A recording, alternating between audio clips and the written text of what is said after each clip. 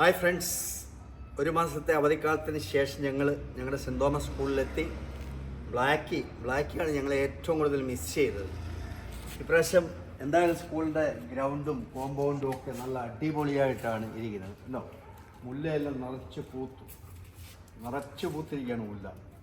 അതുപോലെ തന്നെ നമ്മുടെ മുരിങ്ങ കായൊക്കെ തീർന്നു, പിന്നെ തളർത്ത് വരികയാണ്. ഇത് 12 മാസം നമുക്ക് മുരിങ്ങക്ക കിട്ടുന്നതാണ്. പേരയുടെ എല്ലാം അണ്ണാനൊക്കെ ഇപ്പോഴും ഉണ്ട്. അണ്ണാനെല്ലാം തിന്ന് തീർത്തു. നാരകത്തിൽ ഇഷ്ടം പോലെ നാരങ്ങ, നമ്മുടെ ആവശ്യത്തിനും ഇഷ്ടം പോലെ നാരങ്ങ. ഒരു സ്റ്റെപ്പ് പറിച്ചു കഴിഞ്ഞതായിരിക്കും.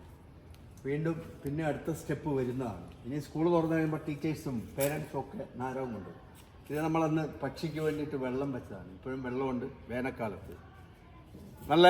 ഇപ്രാവശ്യം വന്നപ്പോൾ നല്ലൊരു രസമുണ്ട്. എല്ലാം വളരെ പച്ച പിടിച്ച് നിൽക്കുകയാണ്. കാരണം ഇടയ്ക്കിടയ്ക്ക് നല്ല മഴ കിട്ടി. അതുകൊണ്ട് എല്ലാ പ്രാവശ്യവും ഞങ്ങൾ വരുമ്പോൾ ഈ എല്ലാം ഉണങ്ങിയൊക്കെ നിൽക്കി. ഇപ്രാവശ്യം മഴ കിട്ടിയത് കൊണ്ട് വളരെ പച്ചപ്പായിട്ട് കാണുന്നുണ്ട് ഈ സ്കൂളും പരിസരവും ഒക്കെ.